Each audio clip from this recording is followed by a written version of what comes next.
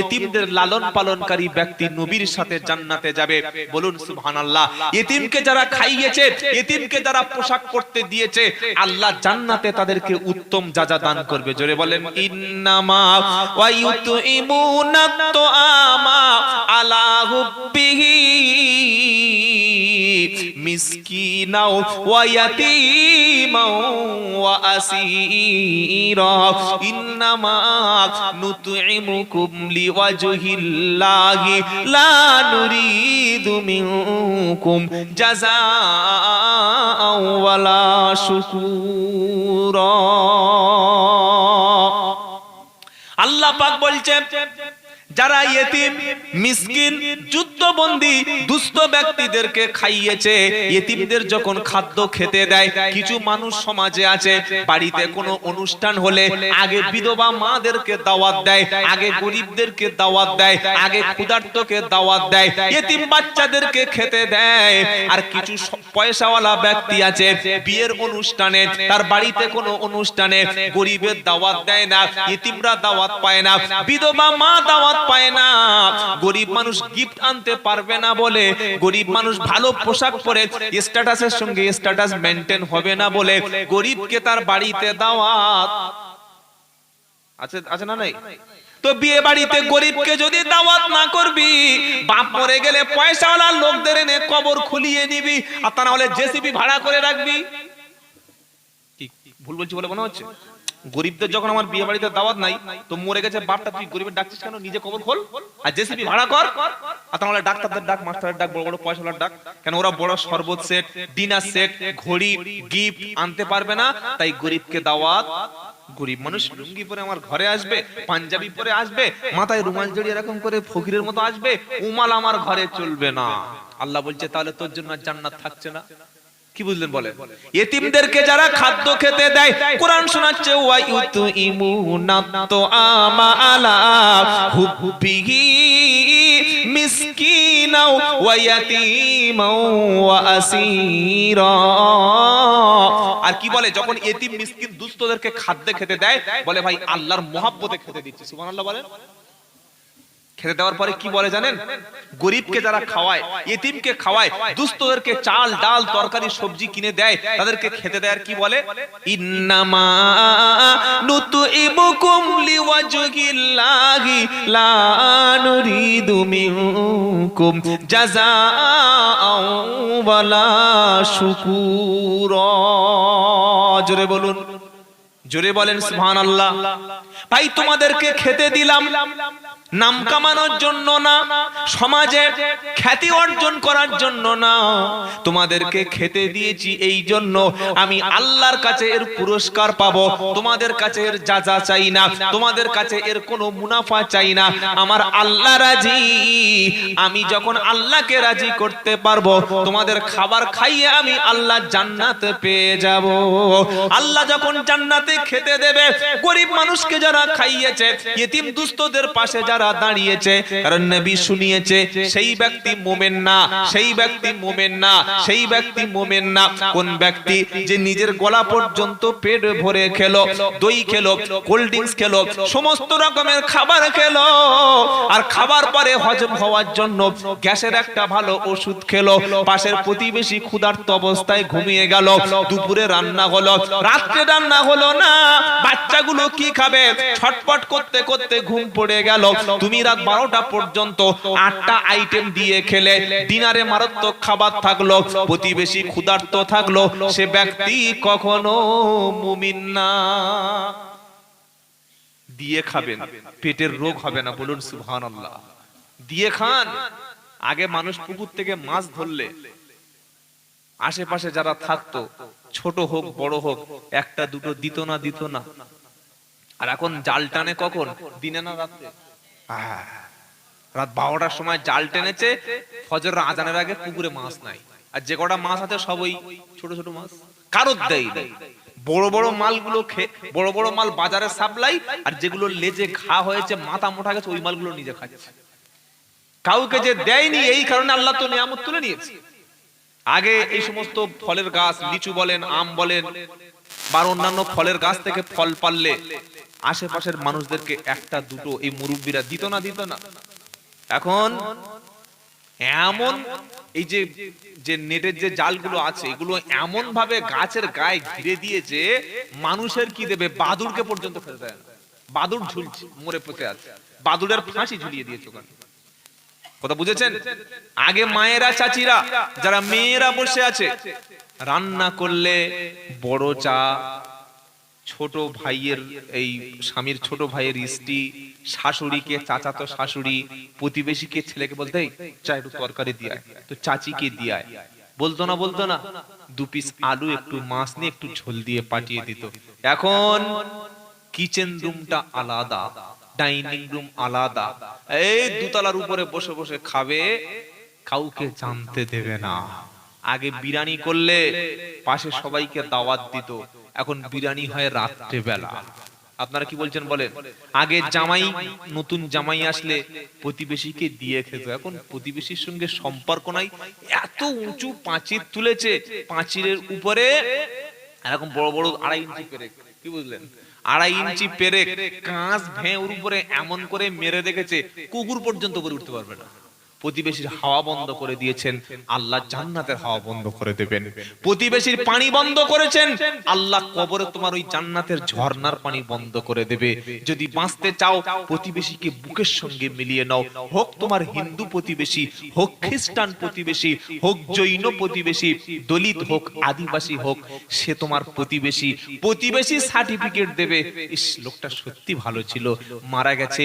প্রতিবেশী তোমার ভাই নয়, তোমার রক্তের সঙ্গে তার রক্ত ম্যাচ হবে না, তোমার ডিএনএ এর সঙ্গে তার ডিএনএ মিলবে না, কিন্তু তোমার ব্যবহারে তোমার প্রতিবেশী এত সন্তুষ্ট ছিল, আপনি মারা গেছেন, প্রতিবেশী বলছে আল্লাহ সত্যি লোকটা আমার খুব অনেক উপকার করেছিল, লকডাউনে এই না থাকলে আমার ছেলেগুলো আল্লাহ কে তাদেরকে কি করত, আল্লাহ এই ব্যক্তি আমার বড় মেয়েটার বিয়ের সময় 20,000 টাকা দিয়েছিল, আল্লাহ আমার বিবি যখন বিছানায় পড়েছিল, আমি যখন রাস্তায় পাগলের মতো টাকার জন্য ঘুরেছিলাম, এই লোক আমাকে 10,000 টাকা দিয়ে ভালো ডাক্তারখানা থেকে আমাকে চিকিৎসা করে আমার বিবিকে সুস্থ করে দিয়েছিল। আল্লাহ ভালো মানুষ একটা চলে গেছে, তুমি তাকে ক্ষমা করে দিও। প্রতিবেশী সন্তুষ্ট, আমার আল্লাহ সন্তুষ্ট হয়ে যাবে। জোরে বলুন সুবহানাল্লাহ। কথা মনে থাকবে বাবা, ঝগড়া মিটিয়ে নাও। আমার আগে হযরত বলেছেন হাদিসটা, লা ইয়াদখুলুল জান্নাতা কাতিঈ, আত্মীয়তার সম্পর্ক ছিন্নকারী জান্নাতে যাবে না। সত্যি করে বলুন তো, আজকের এই জলসার দিনে নিজের বোনটাকে দাওয়াত করতে পেরেছি? পারি নাই। যে বড় বোন মা মারা যাওয়ার পরে তোমার জামাটা কেচে এনে দিত, তুমি স্কুলে যাওয়ার সময় ব্যাগটা কাঁধে পরিয়ে দিত, তোমার জুতাটা ঠিক করে দিত, তোমার গরম ভাত তোমার মুখের কাছে দিত, তুমি স্কুল থেকে আসা না পর্যন্ত বড় বোন হাঁড়ির কাছে চুপচাপ বসে থাকতো। আজকে জলসার দিনে কিংবা ঈদের দিনে বাড়ির কাছে কোনো অনুষ্ঠান হচ্ছে, তোমার উচিত ছিল না বড় বোনটাকে আগে খবর দেওয়া? দিতে পেরেছো? পারোনি। তার সঙ্গে কথা নেই, বড় ভাইটাকে ডেকে পাশে খাওয়ানো, সেটা করতে পারোনি। তোমার নিজের তো চাচা, হয়তো সে একটু খারাপ লোক, কিন্তু তাকে দাওয়াত করে খাওয়াতে পেরেছো? পারোনি। তোমার নিজের কলিজার টুকরা ভাই, যে 2 ভাই একসঙ্গে ঘুমাতে, যে 2 ভাই একসঙ্গে বড় হওয়ার স্বপ্ন দেখেছিলে, যে বাপ জামা কিনলে 2 ভাইয়ের জন্য একই কালার ম্যাচ করে আনতো, সেই ভাইটা আজকে ক্ষুধায় কষ্ট পাচ্ছে, তুমি বড় ঘর বেঁধে গরিব ভাইকে দেখছো না। নবী বলছেন তুমি মুসলমান নও।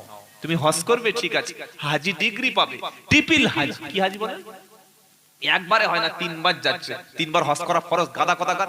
একবার হজ কর, বাকি টাকা দিয়ে পাড়ার একটা মসজিদ কর, একটা মাদ্রাসা করে দে, একটা ডাক্তার তৈরি কর, একটা আইপিএস অফিসার তৈরি করো, একটা উকিল তৈরি করো, একটা যোগ্য আলেম তৈরি করো। তোমার ওই নফল হজের টাকাটা দিয়ে ক্যান্সার রোগী ছটপট করছে, ও চিকিৎসা করিয়ে দাও। পাড়ায় একটা মক্তবের দরকার, সেখানে কোরআন শিক্ষার ব্যবস্থা করে দাও। একটা বিধবা মা তার 2টো বাচ্চা নিয়ে পালিয়ে চলে এসেছে, শ্বশুর বাড়ি থেকে কেউ ঠাঁই দেয়নি, বাপের বাড়িতে ভিক্ষা করছে, যৌবনের জ্বালায় সে জেনা ব্যভিচারে লিপ্ত হয়ে যেতে পারে, সে সবর করে আছে। তার বাচ্চাগুলো এই শীতকালে ঠক ঠক করে কাঁপছে, তাদের শীতের বস্ত্র নাই। কে তোমার বলেছে 14 বার হজে যেতে? একবার হজ করা ফরজ, বাকি টাকাটা এই এতিম বাচ্চার লালন পালন করো, এই এতিম বাচ্চার একটা ঘর বেঁধে দাও, আল্লাহ জান্নাতে তোমার ঘর আগে থেকে তৈরি করে রাখবে। জোরে বলুন না সুবহানাল্লাহ। তাই এতিমদের সম্পর্কে আল্লাহর নবীকে যখন প্রশ্ন করছে সাহাবারা, ইয়াসআলুনাকা মাদা ইনফিকুল, দ্বিতীয় পারা 12 পৃষ্ঠা 14 নম্বর লাইনে 215 নম্বর আয়াত সূরার নাম বাকারা। ইয়াসআলুনাকা মাদা ইনফিকুন,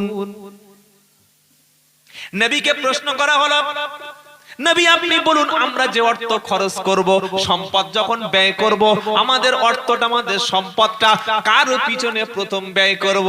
আল্লাহ পাক শোনাচ্ছে, হাবিব এটা জাতির কাছে ক্লিয়ার করে দাও, কুল মা আনফাকতুম মিন খায়রিন ফালিল ওয়ালিদাইনি ওয়াল আকরাবিন ওয়াল ইয়াতামা, শব্দ শুনবেন, ওয়াল ইয়াতামা ওয়াল মাসাকিন ওয়াবনাস সাবিল। নবী তুমি শুনিয়ে দাও, যখন তারা খরচ করবে, তাদের ব্যয় যখন করবে, যখন অর্থ খরচ করবে, আব্বা মাকে আর তার পিছনে আগে খরচ করবে, নিকট আত্মীয়কে তাদের পিছনে টাকা খরচ করবে, নিকট আত্মীয়র পিছনে, তোমার ভাইয়ের পিছনে, বোনের পিছনে, ভাইপোর পিছনে, চাচা চাচির পিছনে, জামাইয়ের পিছনে, বেটির পিছনে যখন তুমি খরচ করবে, ব্যয় করবে, দুটো কল্যাণ তোমার হবে। একটা দানের সওয়াব পাবে, আর একটা আত্মীয়তার সম্পর্কটা মজবুত হবে। কথা মনে থাকবে ইনশাআল্লাহ, কথা মনে থাকবে ইনশাআল্লাহ। কোরআন তৃতীয় বলছে, ওয়াল ইয়াতামা, ইয়েতিমদের পিছনে অর্থ খরচ করো, ওয়াল মাসাকিন, মিসকিন কাদের বলে জানেন?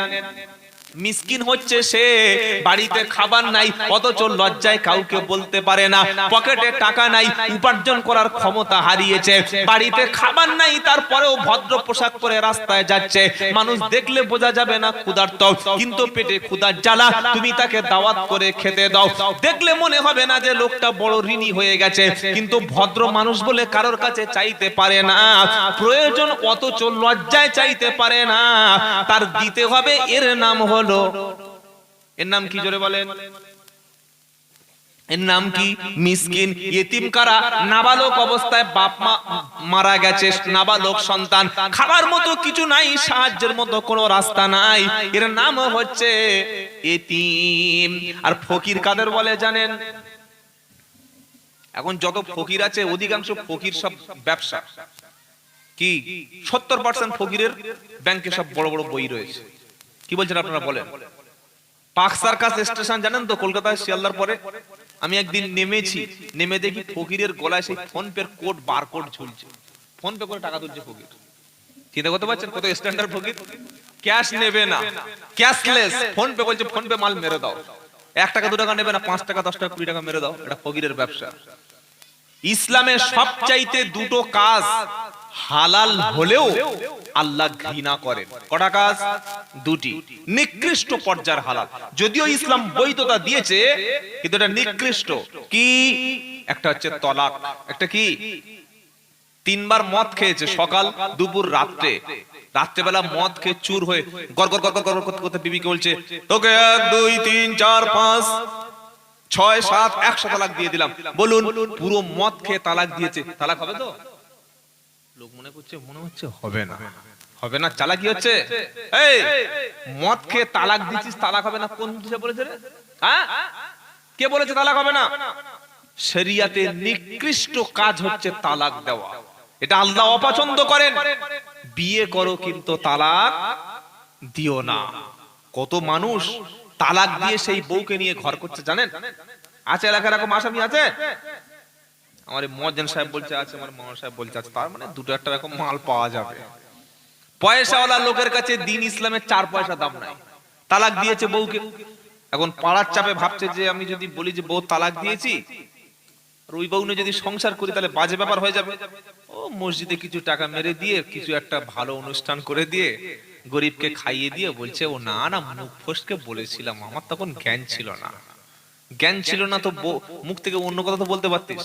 তালাক দিয়ে সেই বিবির সঙ্গে সংসার করছে যারা, বিয়ে না করে কোনো মহিলার কাছে থেকে বাচ্চা তৈরি করলে যে জারজ বা অবৈধ সন্তান বাস্টার্ড তৈরি হয়, এরকম তালাক দেওয়া বিবির কাছে থেকে বাচ্চা হলে ওই একই মাল তৈরি হবে।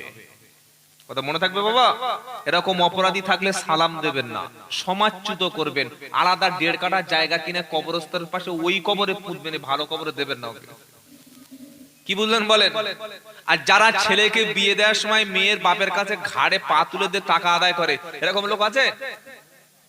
হ্যাঁ, এই ছেলে যারা বিয়ে করোনি, এখানে বসে তওবা করো, বিয়ে করব সুন্নাত পদ্ধতিতে ইনশাআল্লাহ বলো, একটা পয়সা টাকা দাবি করব না।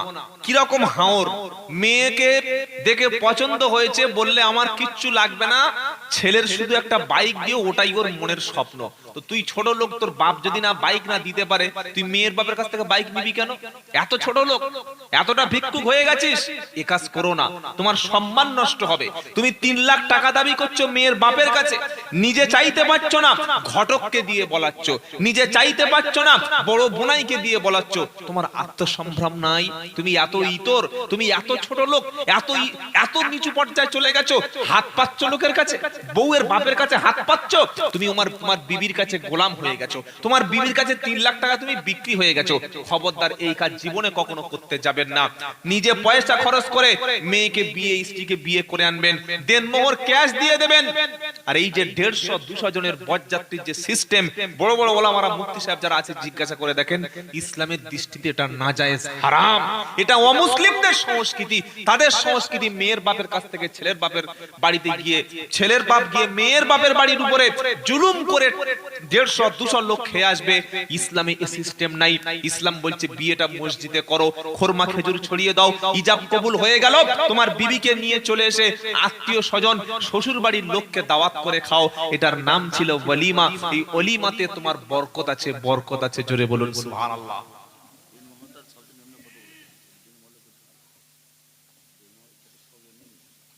দেখেন, শরিয়াতের দিক থেকে যদি আমরা দেখতে যাই, এমন একটা ধর্ম, ইসলাম বাড়াবাড়ি নাই, ছাড়াছাড়ি নাই। বুঝতে পারছেন?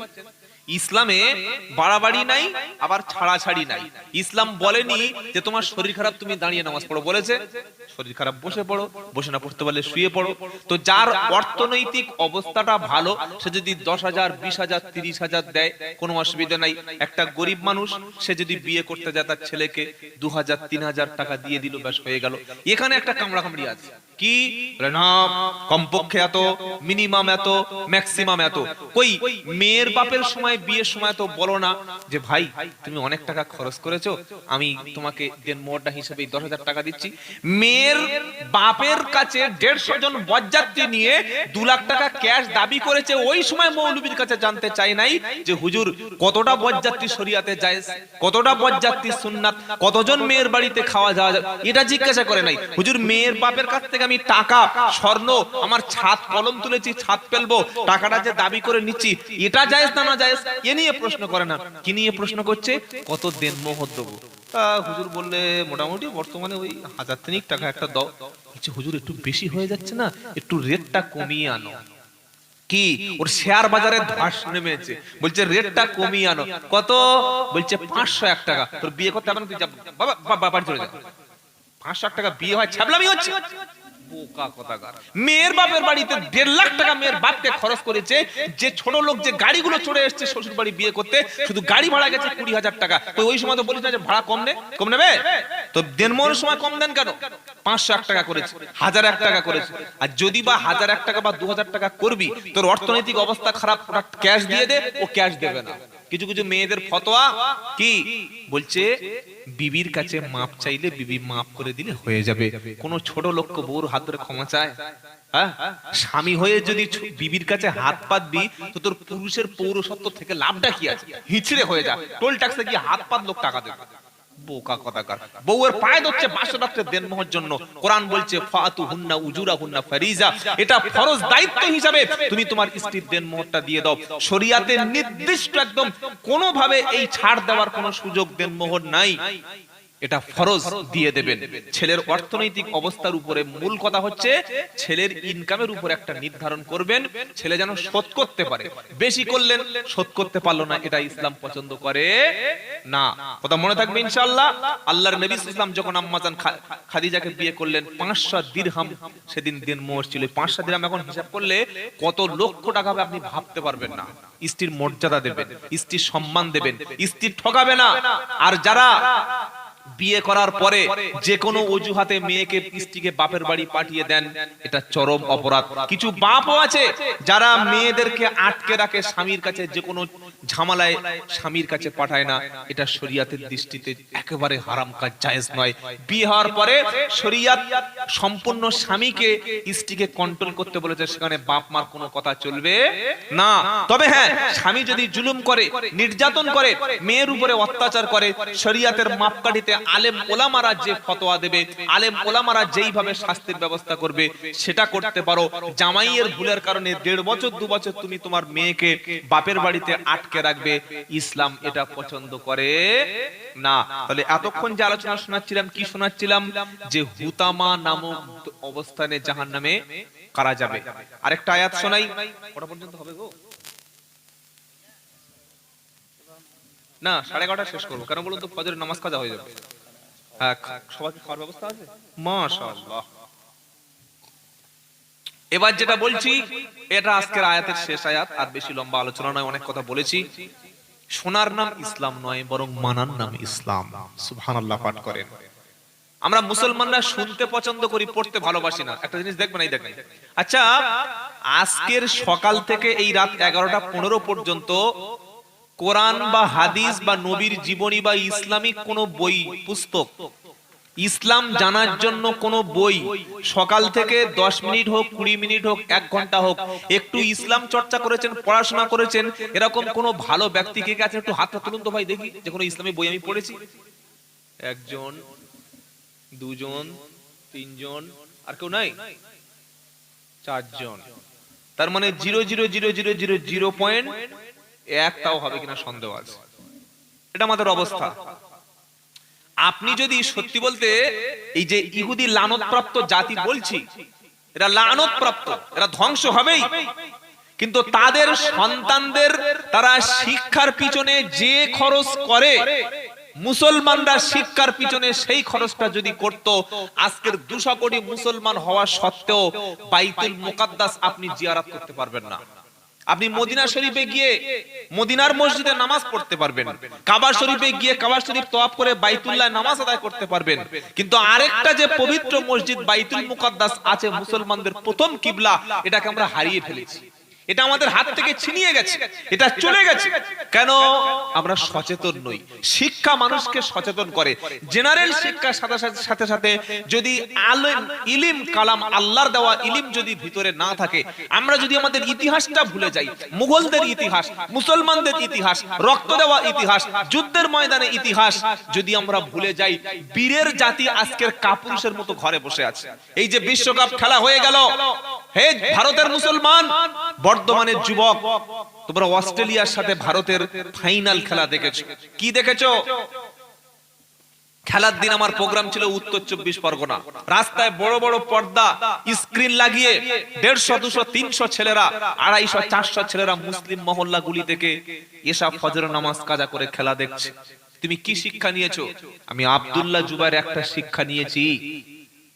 গুজরাটের নরেন্দ্র মোদী স্টেডিয়ামে যে ফাইনাল খেলা অনুষ্ঠিত হলো, অস্ট্রেলিয়ার প্লেয়ারদের সাথে ভারতবর্ষের প্লেয়ারদের যে খেলা হলো, 50 ওভারের খেলা, খেলা চলাকালীন, এই যে খেলা চলাকালীন অস্ট্রেলিয়া থেকে একজন যুবক এসেছিল, যার নাম মিস্টার জন।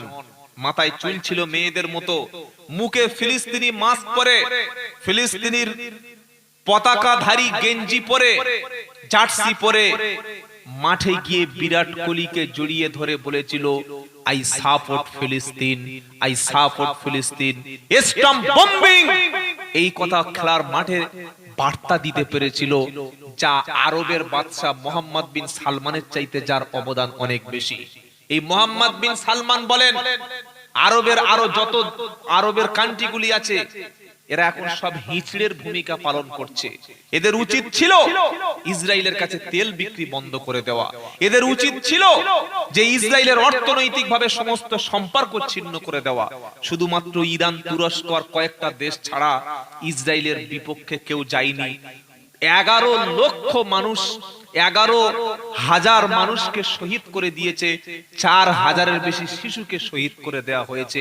মুসলমান জাতি আজকের আজও পর্যন্ত তারা খেলায় ব্যস্ত, ঘুমে লিপ্ত আছে। ওই খেলার মাঠ থেকে একজন খ্রিস্টান হয়ে ফিলিস্তিনের পক্ষে পতাকা নিয়ে মাঠে নেমেছিল। তুমি তো খেলা দেখেছো, কই ফিলিস্তিনের পক্ষে তো একটা প্রতিবাদ পর্যন্ত করতে পারোনি, কোথায় তোমার ঈমান?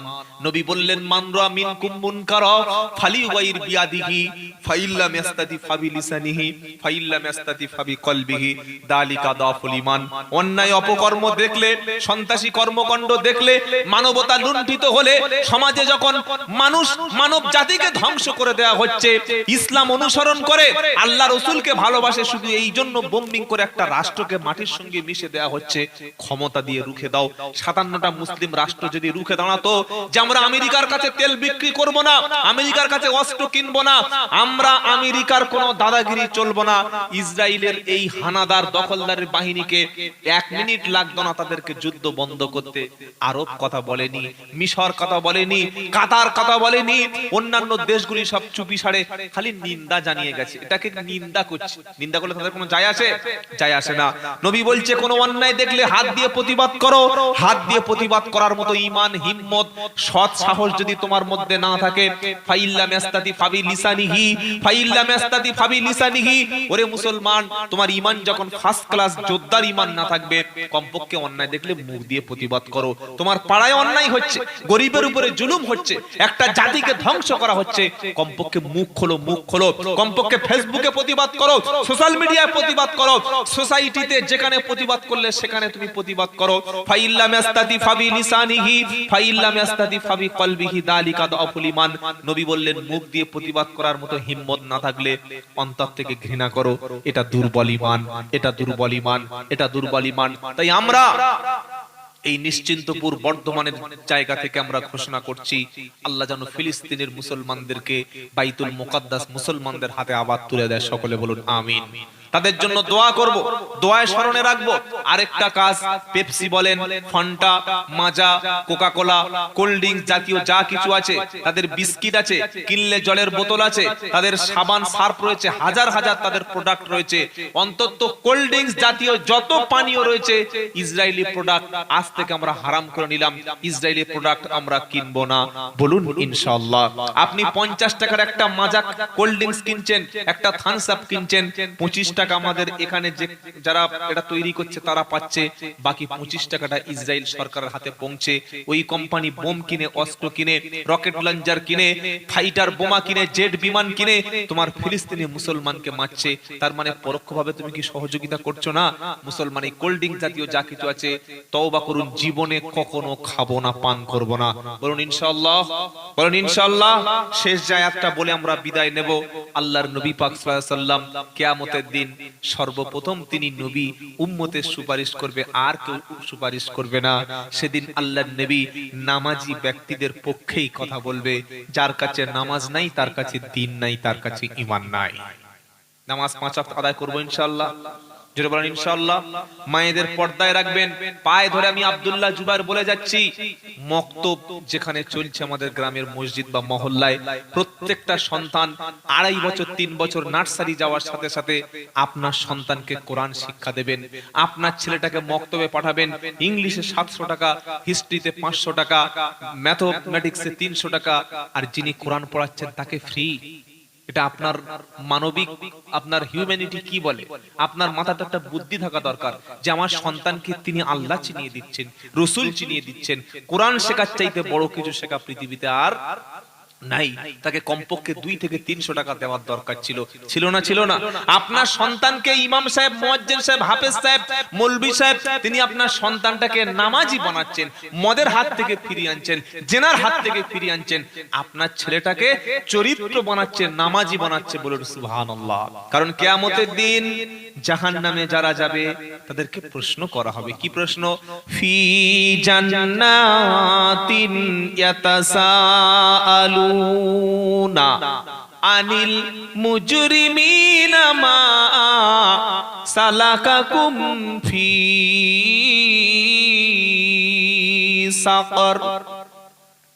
29 পারা 17 পৃষ্ঠা 12 নম্বর লাইনের 41 নম্বর থেকে আয়াত শুরু হচ্ছে। সূরার নাম সূরা মুদ্দাসসির। কোরআন শোনাচ্ছে জান্নাতি ব্যক্তিগুলি পরস্পরকে জিজ্ঞাসা করবে, জান্নাত থেকে জাহান্নামীদেরকে যখন দেখতে পারবে, চিনতে পেরে জিজ্ঞাসা করবে, ফি জান্নাতিন ইয়াতাসাআলুনা আনিল মুজরিমিনা মা সালাকাকুম ফি সাকার। আগে কি বলেছিলাম যে হুতামা নামক জাহান্নামের দরজা দিয়ে কারা প্রবেশ করবে, আর এখানে জাহান্নামের আরেকটা দরজার নাম হচ্ছে সাকার। কি নাম বললাম? সাকার। এটা জাহান্নামের একটা স্টেপ, একটা জাহান্নামের একটা জায়গা। তো জান্নাতীরা প্রশ্ন করছে জাহান্নামীদের, কি জানেন? ফি জান্নাতিন ইয়াতাসাআলুনা আনিল মুজরিমিনা মা সালাকাকুম ফি সাকার। হে সাকারবাসীরা, হে দোজখীরা, আগুনের বাসিন্দা যারা, কেন তোরা জাহান্নামে এসেছিস? তোদের পয়সার কি অভাব ছিল? তোদের টাকার কি অভাব ছিল? সব ছিল, জমি জায়গা ছিল, স্ট্যাটাস ছিল, বিছানা ছিল, ঘর ছিল, কোনো কিছুর অভাব তোদের মধ্যে ছিল না। সব থাকার পরেও কেন জাহান্নামে এসেছিস? কিছু কোনো ব্যাপারটাই তো মাথায় আমাদের আসছে না। প্রশ্ন করছে কারা? জান্নাতি নামাজি মুমিনরা। কাদের প্রশ্ন করছে? সাকার বা জাহান্নামের বাসিন্দাদের প্রশ্ন করছে। এবার উত্তরটা জাহান্নামীরা দিচ্ছে। কি উত্তর দিচ্ছে? জাহান্নামীরা বলবে, ক্বালু বালা ক্বালু লাম নাকু মিনাল মুসাল্লিন। জাহান্নামীরা সেদিন একটাই ওজর পেশ করবে। প্রথম তারা বলবে, ভাই সব ছিল আমাদের মধ্যে, নামাজ আমরা পড়তাম না। বেনামাজির বাড়ি কত মিলাদ পড়বে বলো, আর কত খতম পড়বে পড়ো। সব ছিল, কিন্তু কি ছিল না? নামাজ ছিল না। নামাজ পড়বো আমরা ইনশাআল্লাহ। ইনশাআল্লাহ তওবা করেন। যুবকদের বলছি, ভাই ফিরে আয়, তোরা আমার ভাই, তোমরা আমার কলিজা। এই শীতের রাতে ফজরের সময় ঠান্ডা পানিতে ওযু করে আল্লাহর সামনে দাঁড়াও, আল্লাহ জাহান্নামের আগুন হারাম করে দেবে। বলুন সুবহানাল্লাহ। তুমি ঘুমিয়ে আছো, তুমি এখনো জাগতে পারোনি, তুমি এখনো পর্যন্ত মুসলমান নামটা হয়েছে, কিন্তু ঈমান তোমার মধ্যে আসেনি। 5 ওয়াক্ত নামাজ জামাতে পড়বে ইনশাআল্লাহ। বলে আউয়ালু মা ইউহাসাবু বিহিল আবদু ইয়াউমাল কিয়ামাতিস সালাত। কিয়ামতের দিন প্রথম প্রশ্ন নামাজের হবে। নামাজের হিসাব যার মিলে যাবে, সমস্ত হিসাব তার মিল হবে। নামাজের হিসাব যার মিলবে না, কুরবানির হিসাব মিল করানো। কথা মনে থাকবে ইনশাআল্লাহ। জাহান্নামীরা প্রথম বলবে নামাজ পড়তাম না। দ্বিতীয় কথা জাহান্নামীরা কি বলবে জানেন? ওয়ালাম নাকু নুতইমুল মিসকিন। মিসকিনদেরকে আমরা খাদ্য খেতে দিতাম না। আবার এই মিসকিনদেরকে খাদ্য না খেতে দেওয়ার কারণে জাহান্নামের উপর থেকে ছুঁড়ে ফেলা হবে। এই কথাটা সূরা ওই হাত পায় লেখা আছে। কি জানেন? খুদুহু ফাগুল্লুহু সুম্মাল জাহিমা সাল্লুহু সুম্মা ফি সিলসিলাতিন দারউহা সাবউনা দিরাআন ফাসলুকুহু ইন্নাহু কানা লা ইউমিনু বিল্লাহিল আযীম ওয়ালা ইয়াহুদ্দু আলা তুআমিল মিসকিন। ওখানে কি শব্দ ছিল? জাহান্নামীরা কি বলবে? ভাই নামাজ পড়তাম না, মিসকিনদেরকে খাদ্য খেতে। কথা বুঝতে পারছেন না? পারেন না? নামাজ ছিল না, মিসকিনদের খাদ্য খেতে দিতাম না। এবার জাহান্নামীদের যখন ছুঁড়ে ফেলা হবে, খুদুহু, আল্লাহ বলবে ধর, কাফেরদের ধর। সেদিন ধরা হবে, পাকড়াও করা হবে। ফাগুল্লুহু, গলায় বেড়ি পরাও। সুম্মাল জাহিমা সাল্লুহু, জাহান্নামের মধ্যে নিক্ষেপ করো। সুম্মা ফি সিলসিলাতিন দারুহা সাবউনা দিরান ফাসলুকুহু, জাহান্নামে নিক্ষেপ করার আগে 70 গজ লম্বা শিকল তাকে পরিয়ে দাও। কেন নিক্ষেপ করা হবে? কারণটা কি? ইন্নাহু কানা লা ইউমিনু বিল্লাহিল আযীম, আল্লাহর উপরে ঈমান আনে নাই। মহাপরাক্রমশালী শক্তি, সমস্ত ক্ষমতার উৎস যে আল্লাহ, এই আল্লাহর উপরে বিশ্বাস স্থাপন করেন, ঈমান আনেন। আর ওয়ালা ইয়াহুদ্দু আলা তুআমিল মিসকিন, এতিম মিসকিন দুস্থদেরকে খাদ্য খেতে দিত না। আল্লাহু আকবার। ফালাইসা লাহুল ইয়াউমা হাহুনা হামিম, আল্লাহ বলছে শোন, এই কাফেরদের আজ কিয়ামতে কোনো সুহৃদয় বন্ধু নাই, তাদের সাহায্যকারী কোনো বন্ধু এগিয়ে আসবে কেউ নাই। কোন পীর সাহেব, কোন খাজা সাহেব, কোন ওলি কিয়ামতে আপনার কোনো উপকারে আসবে না, আসবে না, আসবে না, যদি আমল খারাপ হয়। কথা মনে থাকবে ইনশাআল্লাহ। তারপরে কি হবে? ফালাইসা লাহুল ইয়াউমা হাহুনা হামিম ওয়ালা তুআমুন ইল্লা মিন গিসলিন, আর এই জাহান্নামীদের খাবার কি হবে? রক্ত পুঁজ, এমন গরম উত্তপ্ত পানি, এই হচ্ছে জাহান্নামীদের খাবার। এছাড়া কোনো খাবার তাদের হবে না।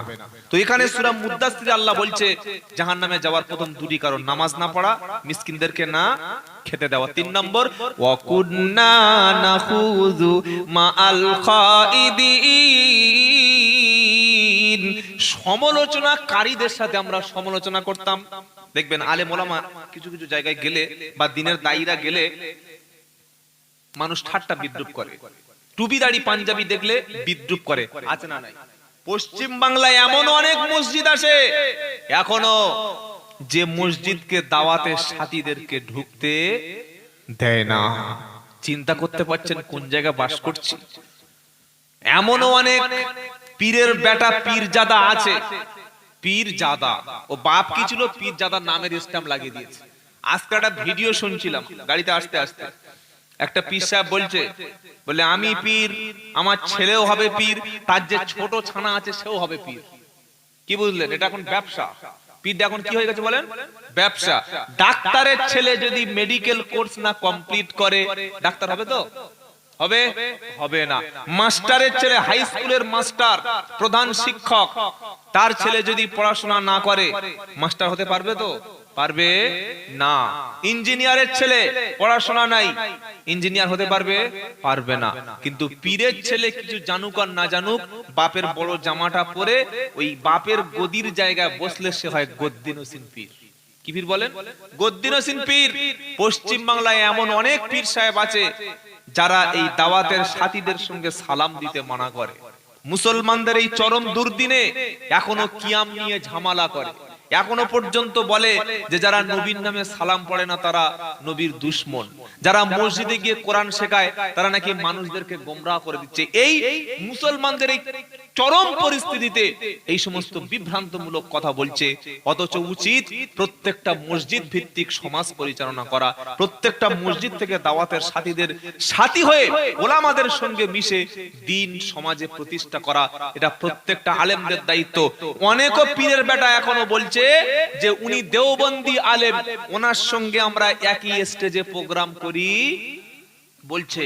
তারা হিন্দুদের সঙ্গে প্রোগ্রাম করে, খ্রিস্টানদের সাথে একই স্টেজ শেয়ার করে, মুশরিকদের সাথে প্রোগ্রাম করে, কিন্তু তাদের তরিকা, তাদের সিলসিলা, তাদের আদর্শের সঙ্গে আদর্শ না মিললে তারা তাদেরকে স্টেজে আসতে দেয় না। এইটা দেখে বিশ্ব কবি, জেলখাটা কবি, বিদ্রোহী কবি কাজী নজরুল ইসলামের কথা খুব মনে পড়ে। তিনি কি বলেছিলেন জানেন? সবাই জানেন, বিশ্ব যখন আগিয়ে চলে আমরা তখন পিছে, বিশ্ব যখন আগিয়ে চলে আমরা তখন পিছে। ইসরায়েল শুধু একা বোম মারছে ফিলিস্তিনের উপরে? ভাববেন না, 80 লাখ লোক বাস করে।